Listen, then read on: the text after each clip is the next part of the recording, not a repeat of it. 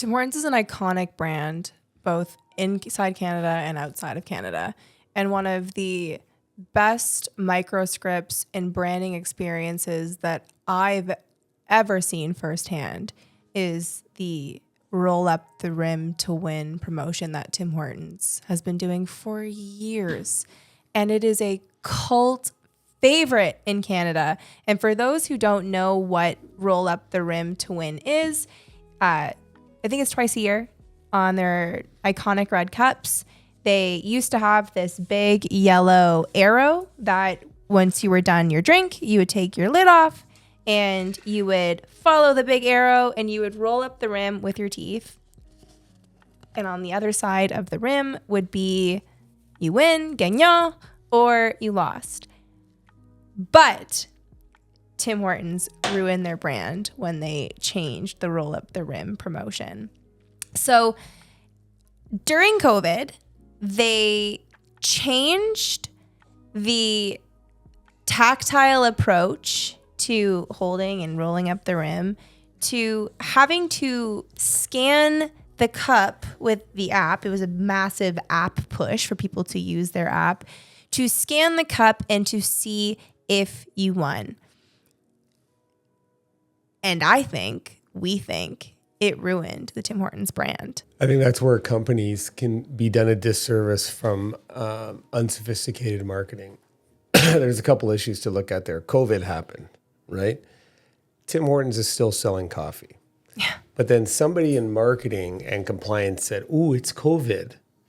You can't roll up the rim, to get your prize. So how are you drinking the coffee? Yeah, are you waterfalling it and you can't catch COVID? You can't put your lips to the cup and roll it up with your teeth. Like you're drinking a goddamn coffee. Like this, what they should have done, I think, if you were their marketing advisor or if we'd have been working for them, we would be saying during COVID, when people are missing things that were important to them, the one thing that remains true is a Tim Hortons coffee. The roll up the rim to win, what made it so fantastic. And when I say everybody played this game, Canadians drink Tim Hortons like water.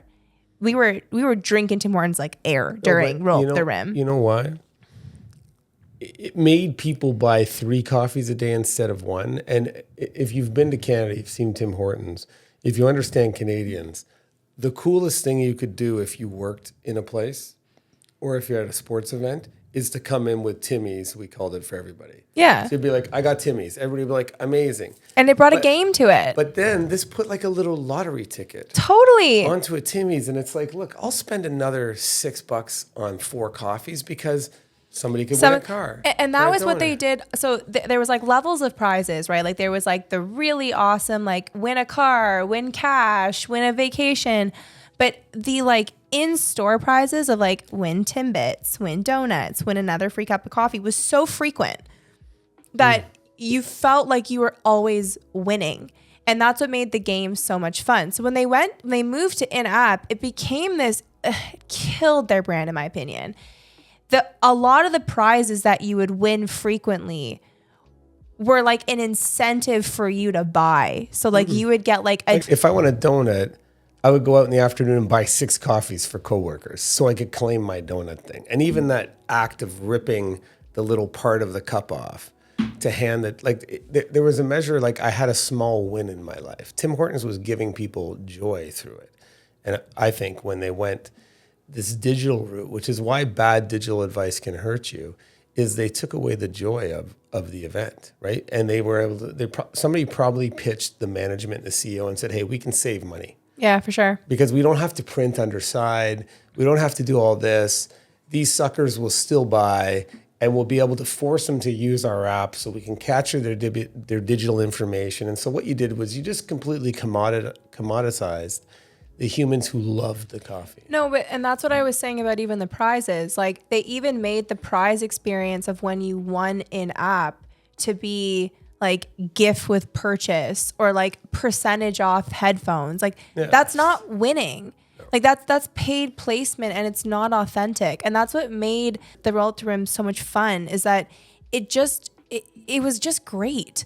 You bought a $2 coffee and you often won a $2 coffee back for free. But to your point, it's a cult brand in Canada. Canadians love Tim Hortons, and it allowed you to love Tim Hortons because the experience was so much fun and rewarding. But also, because you won, you would buy more, right? So like when you're saying like you used to go in and buy the whole office a coffee because you know that you were giving joy to these people in your office because 4 out of 6 would win. And even if it was a donut, you won something and it was awesome to win. Oh, people would celebrate.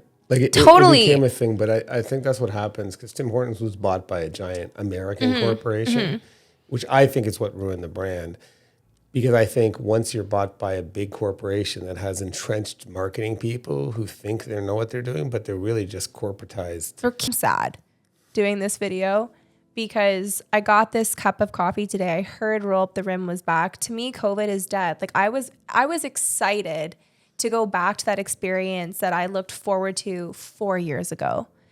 And when I got the cup, it literally no longer says roll up the rim because they've cut the rim rolling. It's now roll up to win. I don't want to see Sobeys ad. I want to see like what I can win. Why are you giving Hilton ad space on a prime moment to connect with your brand and to sell more product through a contest? Okay, almost everybody who's Canadian who has been to Canada has loved Tim Hortons, right? Let's call out this nonsense because I haven't drank a Tim Hortons in a long time because I didn't like how they changed directions once they were purchased. But we had some staff in today and I went and bought everybody. You did? I bought everybody a roll coffee, up the rim. Yeah. And I was hoping as I held that cup in my hand that I could go back to that feeling I had before. So the whole time I'm drinking the coffee, I'm like, okay, it's almost over and then I can roll up the rim. And then all of a sudden when I rolled up the rim, there's nothing there. And then I examined the cup and I couldn't find any way to figure it. I had to ask somebody else who's like, yeah, they force you to get an app to scan it. So they put 6 steps in busy people's lives and some idiot at corporate headquarters. More people on the app. And actually, it's a good point so this is a call to Canadians to advocate for us to get Tim Hortons back because we want that experience.